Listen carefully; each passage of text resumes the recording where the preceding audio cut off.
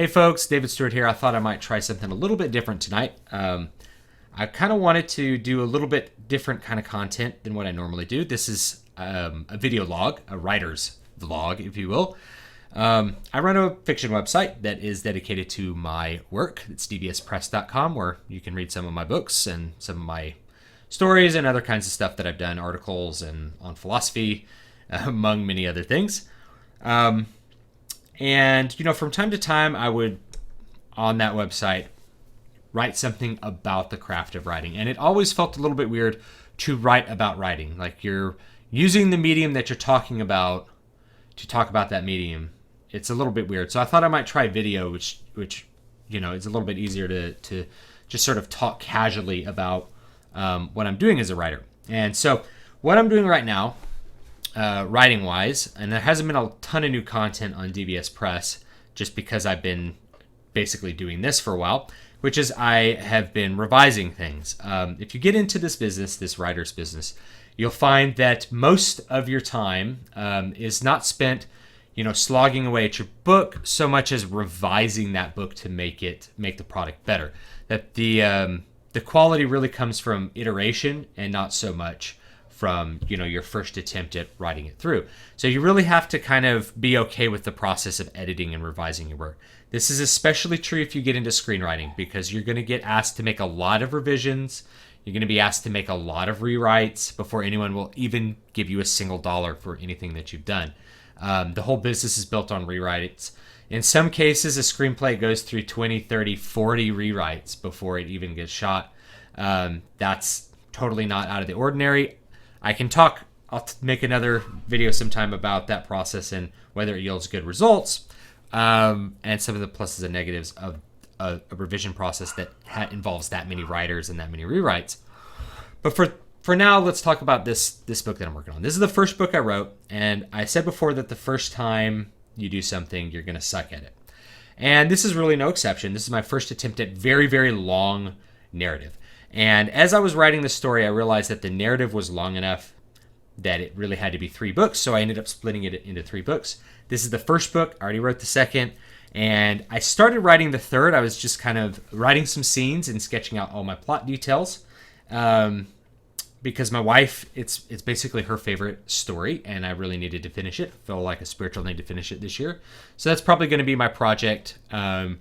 Going up through the end of summers to finish that 3rd volume and get that edited to some degree. But before I could do that, there was this sort of nagging thought that I really needed to go back and revise this first edition again, or this first volume. So the first book in the series, it's one of those things that you go back and by the time you get to the end of the book, your skills have increased so much that you go back to the beginning and it's really bad by comparison. So when I finished when I made the decision that I was going to volumize into 3 different, 3 different books, I went back to the first one and I did like a basic revision of it. But I know that revision essentially is not going to be good enough for my standards. Now, the lessons that I've learned, not just writing those 2 volumes, but writing my 3rd and 4th books, like Muramasa Blood Drinker, which was my samurai novel, and you can read that one on dbspress.com. The really great lessons I learned from finishing those stories, I needed to go back and apply to this first book. And I needed to go back and really, really kind of hack it up and make it good. It needs to be better than what my initial skills were.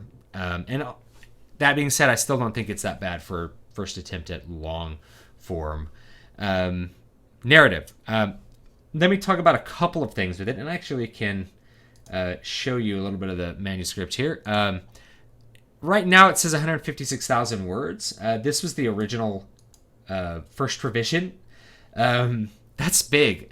Typically, most novels are going to be somewhere in the 100,000 word range. Some are going to be more, some are going to be less.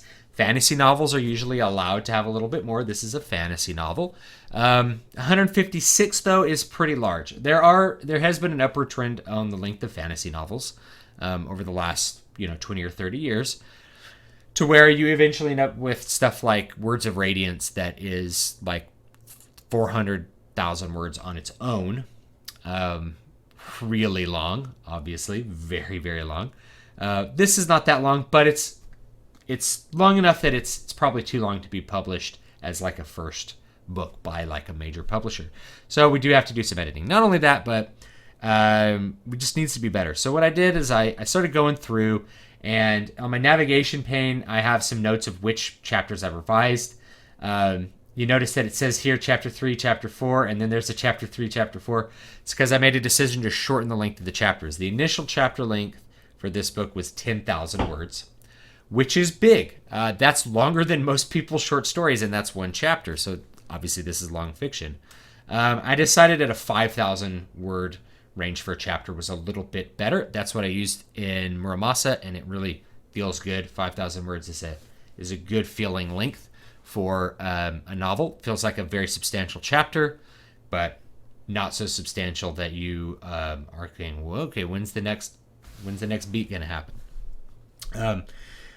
So I set out to cut quite a bit out of this, and you can't see the word count right now, but it's 153,000. So I've cut like 3,000 words out of it.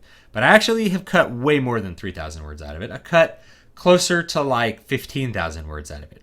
The problem is that I really knew, especially in this first act that's happening in these chapters, I really knew that I needed to not only make the cuts that were necessary to tighten up the story, but I needed to actually add things in that were going to be a replacement for some of the stuff they cut out that were going to be better. Essentially, I was looking at what we call, at least in the screenwriting business, what we call a page one rewrite. Page one rewrite basically means that you are rewriting every single word. That you're not keeping anything except the elements of the story that you may want to preserve. You're not going back, you're not fixing spelling, you're not replacing one scene with another. You're rewriting it from scratch. And that's basically how I approached this first act, because the first act was really rough. It was the first thing that I wrote in the book. And for the most part, new writers really fall into this when they haven't really developed their style. The style's inconsistent, and not just that it's inconsistent, but it's overwritten to a certain degree. And here's what I mean by overwritten. You say too much as a writer sometimes. And I've complained on this channel that sometimes the story doesn't say enough. It doesn't explain enough. But sometimes you explain too much. You want the actions to speak for the characters, and you want the characters' dialogue to speak for the characters and be honest from where their perspective would be.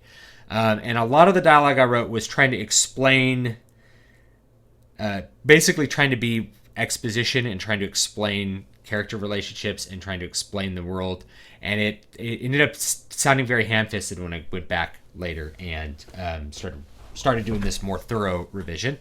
The dialogue sounded very, it was overwritten. There was too much said, and it didn't end up sounding very believable to me as a person going back into this story. So started cutting it out and rewriting better stuff. So once I get this first act really tightened up and completely rewritten, I'm going to feel better about the next acts having to cut out of them. And my goal is to cut, another 10 or 15,000 words. And I'm looking at every scene and seeing whether that's necessary for the final goals of the plot. Every scene that you write, if you want your writing to be interesting the entire time, to the reader, that is, not just to you as a writer, because, anything that you find interesting will be interesting to you, but you are trying to write for an audience. Every scene needs to serve an element of the story that's important. So it needs to be moving the events of the story forward. So it needs to be moving the plot forward. Like a character needs to be doing something that moves the story forward. They need to be accomplishing their goal. They need to be moving closer to their goal. Or it needs to be illuminating an aspect of the character that is necessary for us to understand the character's motives, intentions, goals, and all that sort of stuff. So it has to be plot or characterization, or, and this is especially important in fantasy books, setting information. And there's a bunch of different ways to do that setting. The setting information is a big part of exposition. A lot of fantasy novels have a reputation for having a lot of exposition. Modern trends is to spread that exposition out throughout the narrative and not have it at the beginning, which I'll talk about when I do another Storycraft video. But it has to serve one of those three things. And so I went through and there was lots of scenes that weren't serving those three things. So if the scene is not actively presenting something new and interesting about the character, moving the story and the plot forward, or providing really relevant information for the setting, it's got to be cut. Because readers are not interested in your prose. That's the truth. They're not interested in your florid writing. They're not interested in your great sentences. They're not interested in your prose. They're not interested in how well you describe a meadow in the springtime. What they're interested in is the story. They're interested in the world you're creating. They're interested in the characters you've created, and they're interested in what those characters are doing. So if you're not serving those things, that scene is probably going to have to be something you cut. Another thing I will say about this particular book, and just revision in general, because I've gone back and I've looked at some screenplays and stuff that I've written recently too, to do revisions. We had this. I'm trying to think. I don't know if we invented it. Me and my writing partner invented this, or if we got it from Paul Aaron. I think Paul Aaron told this to us, and I hope I'm not just putting words in his mouth. Paul Aaron's a producer that we were very lucky to have give us lots of good input in the screenwriting business and be willing to talk to us creatively and look at our creative work. And one of the things he said is you have to kill your darlings. And killing your darlings basically means that the things that you love most about any given story, about any given screenplay, may not be relevant to the audience. They might be important to you, but they may not be important to the audience. And you have to be more objective about it. You have to be like a neutral third party when you're editing your work so that you can make it great for your audience. You want the story to be communicated as good as you can do it for your audience. And that really means killing your darlings. That means the things that you love the most, you have to be willing to discard. And I did this in this story. And I don't know if I can even show it. But in one of my really, really earlier versions, I had it started with like an interlude. It started with a really long prologue. How many words? Something like 10,000 words. And I just cut it. I loved it because that's where the story began for me. The story began for me with these, actually it's 7,600 words. The story began with me for these 7,600 words. I just started writing a scene I had in my mind, and that stuck through these revisions, and then I went back this last time to revise it, and I'm like, this doesn't serve those three things. It's not clear. It may be where I started conceiving of the story, but it's not where the audience will conceive of the story. So I cut it. I killed that darling, and I replaced it with stuff that's more relevant and is better serving of my intentions with the plot. And I also wrote it in kind of a weird style because I didn't want to talk about people's names. I wanted the names of these characters to be like this mystery. And turns out that device, while I needed to have that device in order to conceive of the story that I had in my mind, that device does not necessarily work for a reader. So it's okay to get rid of weird devices. You can pursue devices all the way through whatever you're doing, but chances are you're probably going to have to discard some of those odd devices as you go, because readers are used to reading things in a certain way, and you don't want to lose their interest. You don't want to confuse them. You want to tell your story in a really clear way. So you have to kill your darlings, and that's something I've been doing. And at the same time, you have to know about what things are really worth keeping. And sometimes you keep a bit or two that don't serve those three elements as good as you could, but you know that the scene or whatever you're doing is interesting enough that the reader wants to see it and to read it, and it's important for some larger piece of what you're doing. So it's really hard to tell the difference between those things. Anyway, but that's what I've been doing, is going back through and revising this particular book, and I have done revisions of other books, and that's what I've been doing most of my time with, because I can do a little bit of a revision, like a couple minutes at a time, and then go off and be a parent for a while and come back and do some more stuff. So hopefully I will get this first act really revised and very tight. And once that happens, I'm going to be trying to post one act at a time as I'm sort of pulling my revisions together on the website, on DVS Press, and give you guys a little bit of an insight into how to take that first thing you do that sucks and make it into something that's a lot more presentable and a lot better. And I will actually say there's one more thought that comes to mind with this video log, and that's the concept of that George R.R. Martin has called being a gardener or an architect. He says there's two kinds of writers. There's gardeners and architects. Gardeners kind of see what grows, and architects design everything from the outset. So the way that George R.R. Martin writes is he just starts writing, and he's like, I'm going to see where this story goes. I'm going to see what I can do with this story. Well, that's kind of how this story started, and that's actually how I've ended up developing it as a writing method. Is I have an idea of a story, a bit of a world, and I just start writing a scene, and I just see where it goes.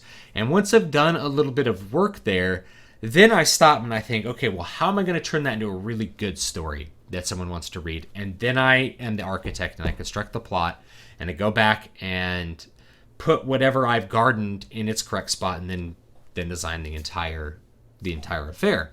So I always feel like I want to know where I'm going. I felt like with this story, I started off really as a gardener, and at a certain point I really knew where the story's going. I just didn't know how I was going to get there. But I was really driven, I was really determined, and I just kept writing. Well, I figured out my first revision. A lot of those things that I just wrote didn't really work out. They weren't convincing, and I had to rewrite them. This is the same case with this one. I'm having to rewrite a lot of those because I hadn't really figured out how to be a great architect of plot yet. You have to write some stories. You got to write a lot of stories before you can really think about constructing a plot as a mastermind and then execute it. So we're going back and doing that. I'm imposing the architecture on the garden, and I think it'll come out as a better draft overall. So thanks so much for watching. Don't forget to like, comment, and subscribe. I know this content is a little bit different than what I normally do. If you don't like it, that's okay. Please let me know what you like or don't like about it. If it does interest you, great. I'm glad to share this with you. Hopefully you will find it interesting or entertaining. And if you're a writer, if you're working on something, I want to know what you're working on. And I want to know what methods you're going about doing it and how you do iterations, because I know even painters do iterations. I see painters that paint the same painting like 4 times to get the painting right. And a lot of people just can't wrap their heads around doing something over and over again to get it right. But if you're a musician, you understand iteration because you have to practice something to get it right. But yeah, let me know what you're working on and sort of what your methods are. I'm always interested to know what other writers are out there doing. And have a great evening or day whenever you're watching it. I always say evening because I'm usually recording it at night, but whenever you're watching it, I hope you're having a good day. And I'll see you next time.